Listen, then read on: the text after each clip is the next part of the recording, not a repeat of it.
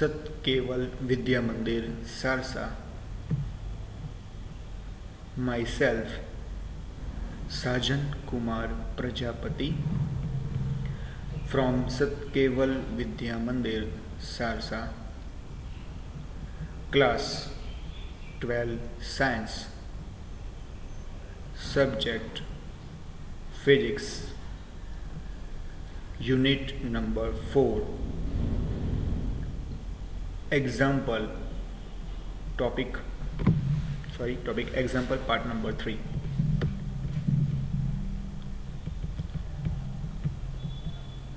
મિત્રો આપણે પ્રીવિયસ લેક્ચરની અંદર એક્ઝામ્પલ વિશે વાત કરતા આવ્યા છે અને આજે પણ થોડાક બાકીના એક્ઝામ્પલ વિશે જોઈ લઈશું. તમને જે રેગ્યુલર એક્ઝામ્પલ્સ આપવામાં આવે છે તે તમારે રેગ્યુલરલી એને વર્ક કરવાના છે, જેની ખાસ નોંધ લેશો. ચલો આજના આ એક્ઝામ્પલ ટોપિકની શરૂઆત કરી દઈએ. આજનો જે પ્રથમ એક્ઝામ્પલ જે છે એ આપણને આ રીતે આપ્યો છે કે એક ઓરડામાં 6.5 જી તમે જાણો છો, જી એટલે શું કહેવાય એને? ગોસ. એટલે આપણે જી નહીં બોલીશું, ગોસ બોલીશું. એક ઓરડામાં 6.5 ગોસ, અને આપણે જાણીએ છીએ કે એક ગોસ બરાબર 10⁻⁴ ટેસ્લા. ખાસ યાદ રાખજો રિલેશનશીપ કે ગોસ, એક ગોસ બરાબર ખાલી જગ્યા ટેસ્લા પૂછાય. જેટલું નિયમિત ચુંબકીય ક્ષેત્ર રાખ્યું છે, આપણને ચુંબકીય ક્ષેત્ર આપણને આપેલું છે, જેનું મૂલ્ય કેટલું છે? તો 6.5 છે. હવે આ ક્ષેત્રમાં લંબરૂપે એક ઇલેક્ટ્રોન, એટલે આ ક્ષેત્રની અંદર લંબરૂપે એક ઇલેક્ટ્રોનને કેટલીક ચોક્કસ ઝડપે છોડવામાં આવે છે, જે છે 4.8 × 6 મીટર/સેકન્ડ. તો ઇલેક્ટ્રોનનો માર્ગ વર્તુળાકાર કેમ હશે? એટલે કે જ્યારે એને લંબ છોડવામાં આવે છે ઇલેક્ટ્રોનને કોઈ ચોક્કસ ઝડપથી, બરાબર છે, તો આ દરમિયાન ઇલેક્ટ્રોનનો માર્ગ વર્તુળાકાર કેમ છે એ આપણે સમજાવવાનું છે. આપણે આવી અગાઉ એક થિયરી પણ વર્તુળાકારની અંદર ઇલેક્ટ્રોનની જોઈ ચૂક્યા છે, અને એમાં આપણે કેન્દ્રગામી બળ વિશે = લાગતું ચુંબકીય બળને સરખામણી કરીને આપણે થિયરી સમજાવ્યા હતા. બસ એ જ વસ્તુ આપણે અહીંયા ફરી કરવાની છે આજે એક એક્ઝામ્પલના સ્વરૂપની અંદર. વર્તુળાકાર કક્ષાની ત્રિજ્યા આપણને અહીંયા શોધવાની કહી છે કે શોધો. ચલો હવે આપણે જેમ સ્ટેપને ફોલો કરીએ છીએ તે રીતે આપણે અહીંયા આપેલી વેલ્યુઝ લખતા જઈશું અને પછી ત્યારબાદ આપેલા એક્ઝામ્પલનું સોલ્યુશન કરીશું. ચલો આપણને અહીંયા શું આપણને આપ્યું છે નોટ ડાઉન કરી દઈએ. ચલો લખીશું ચુંબકીય ક્ષેત્ર આપેલું છે, લખીશું B = 6.5 G અથવા ગોસ. હવે ત્યારબાદ આપણને આપ્યો છે ઝડપ વેગ V = 4.8 × 6 મીટર/સેકન્ડ આપ્યું છે, લખીશું વેગ અથવા ઝડપ બરાબર 4.8 × 6. ત્યારબાદ આપણને આપી છે ઇલેક્ટ્રોનની વેલ્યુ E = 1.6 × 10⁻⁻19 કુલમ, જે આપણે જાણીએ છીએ કોમન વેલ્યુ છે. ત્યારબાદ આપણે બીજું આપણને આપ્યું છે ઇલેક્ટ્રોનનું દળ પણ આપ્યું છે. ઇલેક્ટ્રોનનું દળ બરાબર આપ્યું છે 9.1 × 10⁻31 kg. આ પણ મૂલ્ય તમારે યાદ રાખવાનું છે કે ઇલેક્ટ્રોનનું દળ બરાબર 9.1 × 10⁻31 એટલે કે 31 kg દળ છે, એટલે શું આવે? kg આવે. અને મિત્રો ખાસ યાદ રાખવાનું છે, જ્યારે પણ એક્ઝામ્પલને સોલ્વ કરીને પૂરો કરો એટલે કે પૂર્ણ કરો તો છેવટે એનું એકમ લખવાનું ખાસ ભૂલવાનું નથી. ચલો હવે આપણે જાણીએ છીએ કે જો કોઈ ચુંબકીય ક્ષેત્ર હોય અને આપણે નિયમિત એટલે સમાન ચુંબક ક્ષેત્ર આપણને આપેલું હોય અને એની અંદર ક્ષેત્રને લંબરૂપે કોઈ ઇલેક્ટ્રોન શું કરતો હોય? દાખલ થતો હોય, તો ઇલેક્ટ્રોન પર આપેલું ક્ષેત્ર શું લગાડશે? બળ લગાડશે. એટલે કે ચુંબકીય બળનું મૂલ્ય આપણે જાણીએ જ છે. ચુંબકીય બળ બરાબર કેટલું આવે? તો ચુંબકીય બળ એ બરાબર શું આવે? E/V×B, right? ચુંબકીય બળ કેટલું આવે? E/V×B. ચલો તો E બરાબર એટલે કે ઇલેક્ટ્રોન પર લાગતું જે V વ્યક્તિ ગતિ કરે છે, જે ક્યાં છે? ચુંબક ક્ષેત્રને લંબ છે, એટલે કે V×B of E. ચલો તો આને સદિશના ફોર્મમાંથી લખીએ. અદિશના ફોર્મમાં તો શું મળશે? EVB sin θ. અને આપેલો θ કેટલું મળશે? તો આપણે આગળ જ કીધું કે આપેલ ચુંબક ક્ષેત્રને ઇલેક્ટ્રોન કેવો છે? લંબ છે, એટલે θ કેટલો લેવાનો છે? 90 ડિગ્રી. કેટલો લેવાનો છે? 90 ડિગ્રી. તો 90 ડિગ્રી લખીશું. તો F બરાબર શું મળશે? EVB. This value is four 1. તો આપણે શું મળશે કે F બરાબર EVB જોવા મળે છે.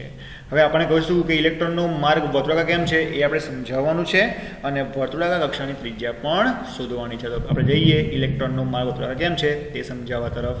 હવે આપણે જાણીએ છીએ કે અહીંયા જે ઇલેક્ટ્રોન જે છે એ ઇલેક્ટ્રોન V જેટલા વેગથી ગતિ કરી રહ્યો છે અને એ ઇલેક્ટ્રોન ચુંબક ક્ષેત્ર કેવો છે? લંબરૂપે છે, બરાબર છે.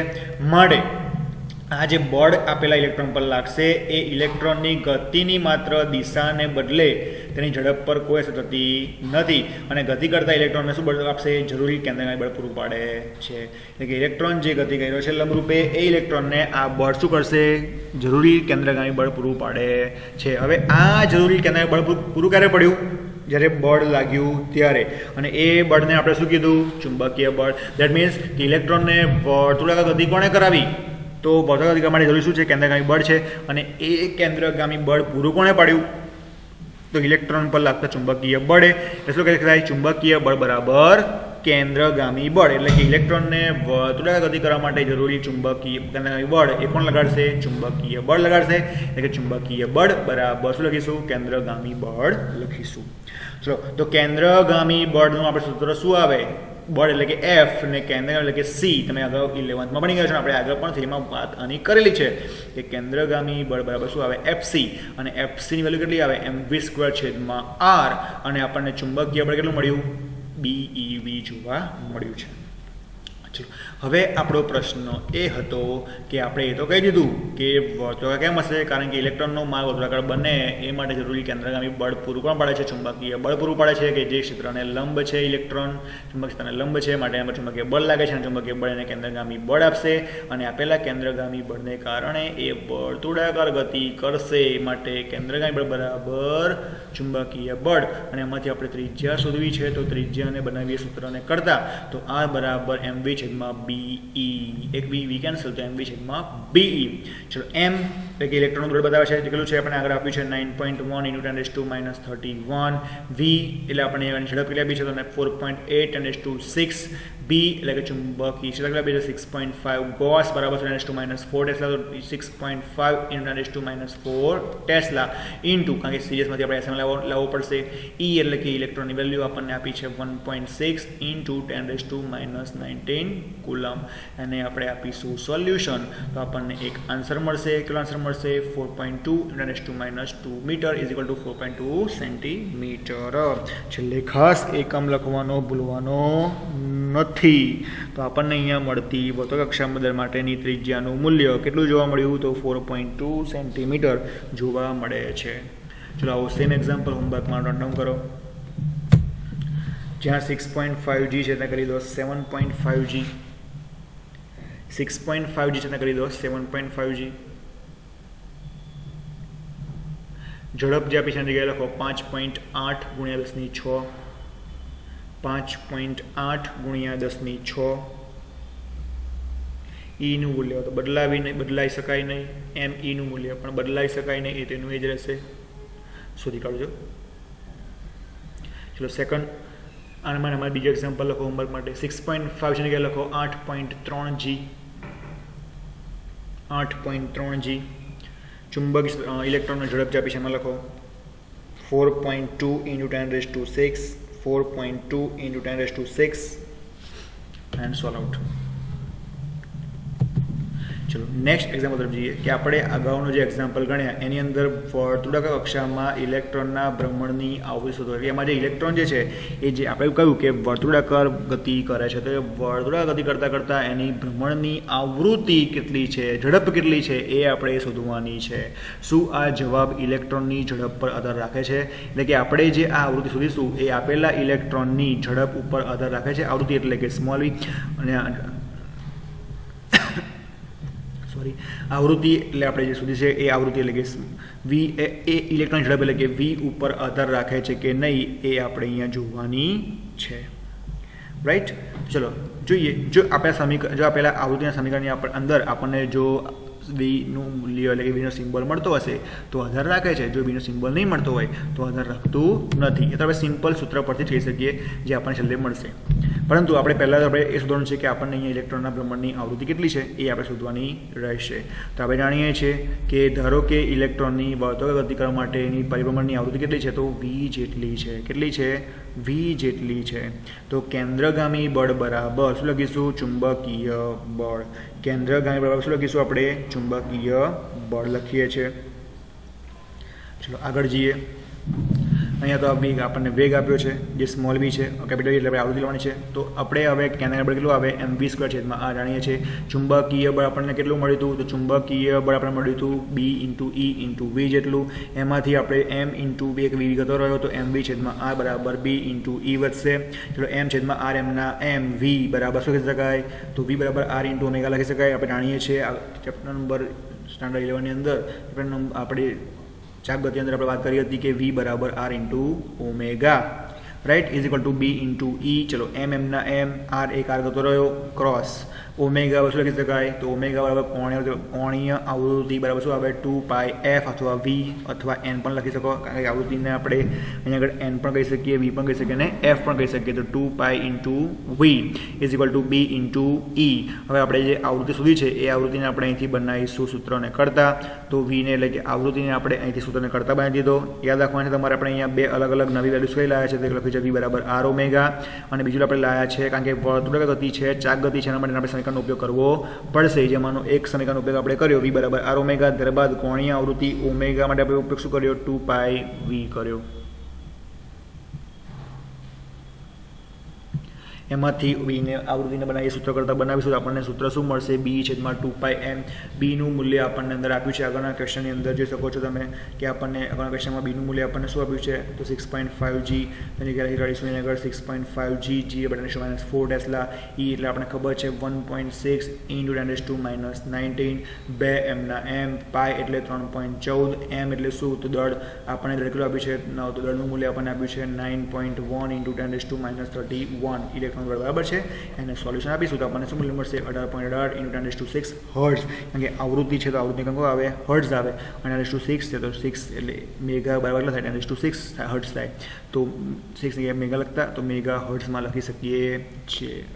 ઓકે, તો આપણને અહીંયા સમીકરણ નંબર 1 મળી. અમે તમને સ્ટાર્ટિંગમાં જ કહ્યું હતું કે આપણને મળતી આવૃત્તિ સમીકરણમાં ક્યાંય v એટલે કે ઝડપનું સિમ્બોલ આપણને ક્યાંય દેખાતો નથી, મતલબ કે આવૃત્તિ જે છે એ ઝડપ ઉપર આધાર રાખતી નથી. એટલે આપણા અહીંયા બે ક્વેશ્ચન, એક હતો આવૃત્તિ શોધો એ આપણે શોધી કાઢી 18.18 મેગાહર્ટ્ઝ મળી.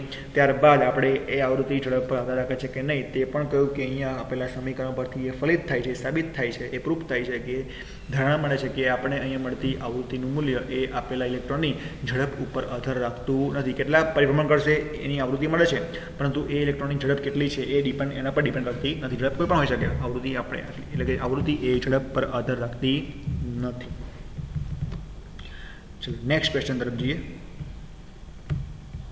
જે લાસ્ટ ક્વેશ્ચન છે આજનો, આપણને એક ક્વેશ્ચન આપ્યો છે કે 1.0 ટેસ્લા જેટલા નિયમિત સમક્ષિતિજ ચુંબકીય ક્ષેત્રમાં 8.0 સેન્ટીમીટર ત્રિજ્યા અને 30 આંટા ધરાવતું વર્તુળાકાર ગૂંચળું લટકાવેલ છે, જેમાંથી 6 એમ્પિયર વિદ્યુતપ્રવાહ પસાર થાય છે. તો ક્ષેત્રરેખાઓ ગૂંચળાના લંબ સાથે એટલે કે ક્ષેત્રરેખાઓ એ આપેલા ગૂંચળા સાથે લંબ એટલે કે 60નો કોણ બનાવે છે.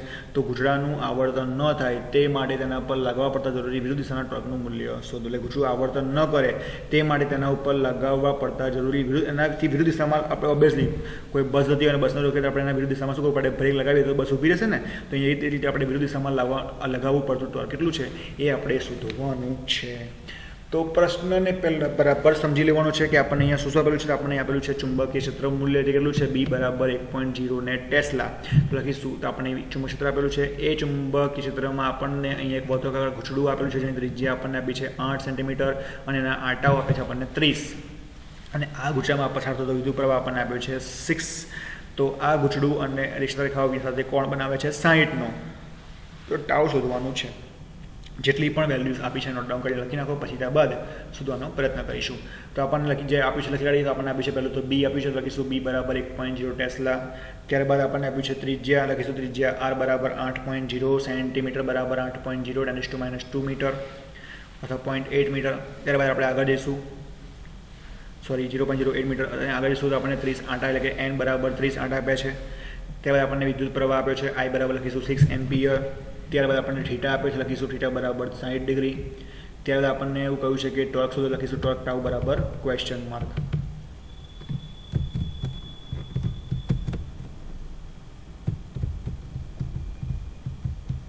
ચલો સોલ્યુશન તરફ જઈએ.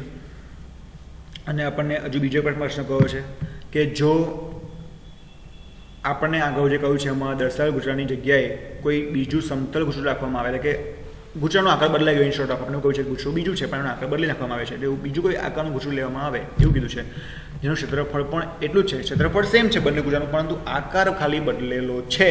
તો શું આપણો જવાબ જે છેલ્લે મળશે એ બદલાશે? બાકી બધી જ વસ્તુઓ આપણને એમની એમ જ અંદર આપેલી છે. એટલે આપણને એવું કહ્યું છે કે ગુચડું ખાલી બદલવામાં આવેલું છે, બાકી ગુજરાતનું ક્ષેત્રફળ પણ કેવું છે? સમાન જ છે. ચલો એ પણ જોઈ લઈએ. તો આપણે આગળ વાત કરીએ હવે, કારણ કે ગુચડાનું ક્ષેત્રફળ સેમ છે, ગુચડું બદલે તો પણ કંઈ ફેરફાર પડે નહીં, આપણે જાણીએ છીએ, પણ આપણે જે સોલ્યુશન રૂપે આપણે જવાબ આપીશું. તો ચાલો સોલ્યુશન આપવાનો પ્રયત્ન કરીશું. હવે જો પ્રશ્નમાં જોઈએ આપણને અહીંયા ટાઉ શોધવાનું કહ્યું છે, ગુચડું છે, વિદ્યુત પ્રસારિત. હવે આપણને અહીંયા બી આપ્યું છે, આઈ આપ્યું છે, એ આપ્યું છે, એન આપ્યું છે, થીટા આપ્યું છે. તો કયું સમીકરણ હવે આપણે જાણીએ છીએ ગુચડા માટેનું? આપણે સમતલ કોઈ પણ ચોરસ ગુચડું હોય કે લંબચોરસ આપણે એમાં થિયરી ભણ્યા, આપણે આગળ પણ હવે ક્વેશ્ચન જોઈ કે આપણે એમાં જોયું હતું ટોકનું સમીકરણ શું મળતું હતું? બીના, રાઈટ? તો લખી કાઢીએ ટોક ટાઉ બરાબર બીના સાઇન થીટા અથવા N I A B sine theta. N એટલે કે આપણને ગુચડાની સંખ્યા કેટલી આપી છે? 30. આઈ એટલે કે આપણને વિદ્યુત પ્રવાહ આપ્યું છે આપણને 6. એ એટલે કે આપણે ક્ષેત્રફળ આપણને આપ્યું છે, કેટલું આપ્યું છે? તો આપણે અહીંયા ગુચડું છે, તો ગુચડા ક્ષેત્રફળ આપણને આપ્યું નથી. શું ખબર છે? પાઈ આર સ્ક્વેર. તો પાઈ 3.14 આર સ્ક્વેર એટલે આપણને અંદર જો આપણને અગાઉ અહીંયા આપણને આરની વેલ્યુ આપી છે આર સ્ક્વેર એટલે આર એટલે 8, તો આર સ્ક્વેર શું થશે? 64 × 10⁻⁴. 8 × 10⁻², તો એનો સ્ક્વેર શું થાય? 64 × 10⁻⁴. સાઇન થીટા આપણને આપે છે કેટલા? 60. સાઇન 60 લખીશું. ચલો સોલ્યુશન આપીશું. સાઇન 60 ની વેલ્યુ આવશે √3/2, યાદ રાખવાનું છે. સાઇન 30 ની વેલ્યુ આવશે 1/2, સાઇન 60 ની આવશે √3/2, અને cos 30 અને cos 60 ની સાઇન 30 અને સાઇન 60 થી ઉલટી કિંમતો મળે, એટલે સાઇન 60 ની √3/2 તો cos 30 ની મળશે √3/2, સાઇન 30 ની મળશે 1/2 તો સાઇન 60 ની મળશે, સોરી સાઇન 30 ની મળશે 1/2 તો cos 60 ની મળશે આપણને 1/2 મળશે. ચલો સોલ્વ કરીશું. તો આને સોલ્યુશન કરતાં આપણને છેલ્લે આન્સર શું મળ્યો? 3.133 જોવા મળે છે. અને ટોક ટાઉનો એકમ શું આવે? આપણે જાણીએ છીએ ન્યૂટન ઇન્ટુ મીટર, બરાબર છે. કારણ કે ટાઉ બરાબર ટોક ટાઉનું સૂત્ર એકચ્યુઅલી શું છે? R cross F. આર એટલે કે અંતર બતાવે, એફ એટલે કે બળ બતાવે, બળનો એકમ શું આવે? ન્યૂટન, અને અંતરનું શું આવે? મીટર. શું આવશે? Newton into metre. ગુજરાતને ફરતું અટકાવવા માટે આપણે આટલા જ મૂલ્યનું એટલે કે સમાન મૂલ્યનું પરંતુ વિરુદ્ધ દિશામાં ટોર્ક લગાવવું પડશે.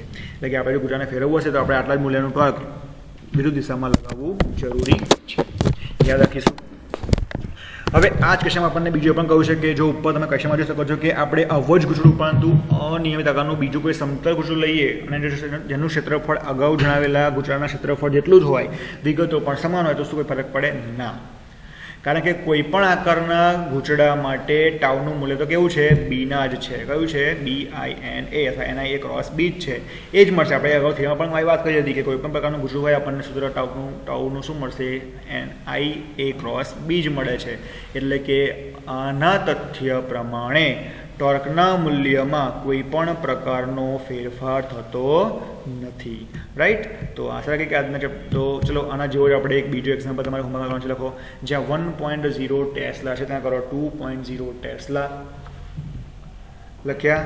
8 સેન્ટીમીટર છે ત્યાં કરી દો 9 સેન્ટીમીટર. 30 આંટા છે ત્યાં લખીશું 40 આંટા. 6 એમ્પિયર છે ત્યાં કરીશું 7 એમ્પિયર. 60 ડિગ્રીના 60 ડિગ્રી રાખવાના રહેશે. ટાઉનું મૂલ્ય શોધવાનું છે. ચલો બીજો એક એક્ઝામ્પલ લખવાના માટે છે જ્યાં 1.0 ટેસ્લા આપણને આપ્યું છે બી, અને જગ્યાએ લખો 3.0 ટેસ્લા. 8.0 સેન્ટીમીટર ત્રિજ્યા આપી છે, એ ત્રિજ્યાને કરી દો 9 સેન્ટીમીટર. 9 30 આંટાના કરી દો 60 આંટા. 6 એમ્પિયર પ્રવાહ છે કરી દેશો 8 એમ્પિયર. 60 ના 60 રાખીશું અને ટાઉનું મૂલ્ય શોધવાનું રહેશે. તો આજે આપણે આ ચેપ્ટરની અંદર આજના એક્ઝામ્પલના સેશનમાં આજે આ એક્ઝામ્પલ અહીંયા પૂરા થાય છે. તમને જે હોમવર્ક મેક્સિમમ આપ્યા છે તમારે તે નોટ ડાઉન કરી અને તેને કાઉન્ટ પ્રેક્ટિસ દ્વારા પૂરા કરવાના રહેશે. તો આશા રાખીએ કે આજના આ લેસનની અંદર આપ સૌને ખ્યાલ આવે હશે, મજા આવી હશે એવી આશા. જય હિન્દ, જય Bharat. Thank you very much.